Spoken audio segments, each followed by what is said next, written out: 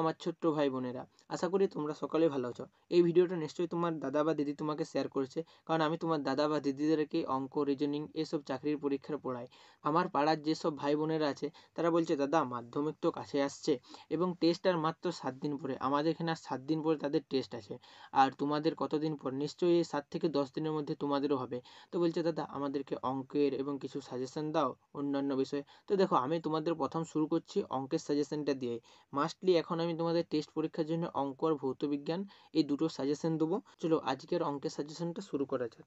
দেখো, 1 নম্বর অধ্যায় থেকে কি একচল বিশিষ্ট দ্বিঘাত সমীকরণ, এই অধ্যায় থেকে কিছু ইম্পর্টেন্ট কোশ্চেন আছে, এগুলো আমি লিখে দিয়েছি, তাও আমি একবার পড়ে শুনিয়ে দিচ্ছি। দেখো, পৃষ্ঠা লেখা আছে 11 নম্বর পৃষ্ঠায়, কোষে দেখি 1.2 এর 4 দাগের 9টা, 14টা আর 18টা, এই তিনটা খুবই ইম্পর্টেন্ট আছে। 13 নম্বর পৃষ্ঠার কোষে দেখি 1.3 6 অঙ্কটা করবে। 22 নম্বর পৃষ্ঠায় কোষে দেখি 1.4 3 দাগের 2টা আর 7টা করবে। আর 30 নম্বর পাতায় কোষে দেখি 1.5 12 দাগের এর 2টা 4টা আর 5টা করবে। আর 13 দাগের 2টা আর 5টা করবে। এই অঙ্কগুলো তোমরা খুব ভালো করে প্র্যাকটিস করে যাবে, তোমাদের খাতায় প্র্যাকটিস করবে, জনটায় আটকে যাবে, আমাকে কমেন্ট করবে। এই তিনটা তোমাদেরকে আমি সাজেশন পার্ট দেবো, পার্ট 1, পার্ট 2, পার্ট 3 করে। তো আজকে তোমাদের পার্ট 1 দিচ্ছি, তো আমি 3টে দেওয়ার পরে 3 দিন পরে আমি এগুলো সলিউশন করে দিয়ে দেবো, কেন 7 দিন পরে পরীক্ষা আছে, তোমাদের যথেষ্ট টাইম আছে। যেসব পাড়ার ভাই বোনেরা আছে তাদেরকেও বলবো তোমরাও আমাকে পাঠাবে, অফলাইনেই বলবে, আর যারা তোমরা অনলাইন থেকে দেখছো তারা আমাকে কমেন্ট করবে। তো চলো তারপরে দেখা যাক। সরল সুদ কষা 2 নম্বর চ্যাপ্টার, 46 পাতা, 47 আর 48 পাতার মধ্যেই এই অঙ্কটা আছে।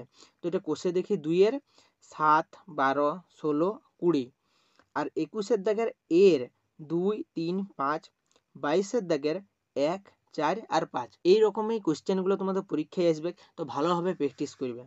3 নম্বর চ্যাপ্টার গেছে বৃত্ত সম্পর্কিত উপপাদ্য।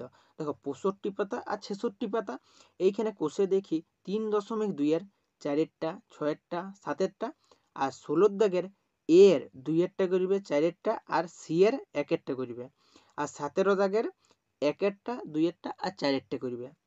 চলো 4 নম্বরে কি আছে? আয়ত ঘন। এই চ্যাপ্টারটার অঙ্কগুলো দেখে লেন্দি, কিন্তু এগুলো খুব সহজ বটে, ভালোভাবে প্র্যাকটিস করবে। জনলা কঠিন লাগবে সেইলে আমাকে কমেন্ট করবে।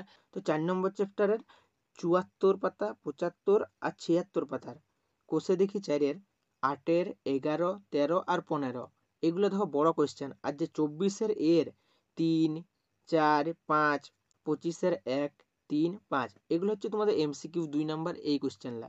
5 নম্বরে দেখা যাক অনুপাত ও সমানুপাত, 91 পাতার প্রয়োগ 50, 92 পাতার প্রয়োগ 54, এগুলো তোমরা ভালো করে দাগ লিলাও, লিখি লাও, স্ক্রিনশট লাও, যা পারবে করো, কিন্তু ভালোভাবে অঙ্কগুলো প্র্যাকটিসটা তোমাদের করতে হবে।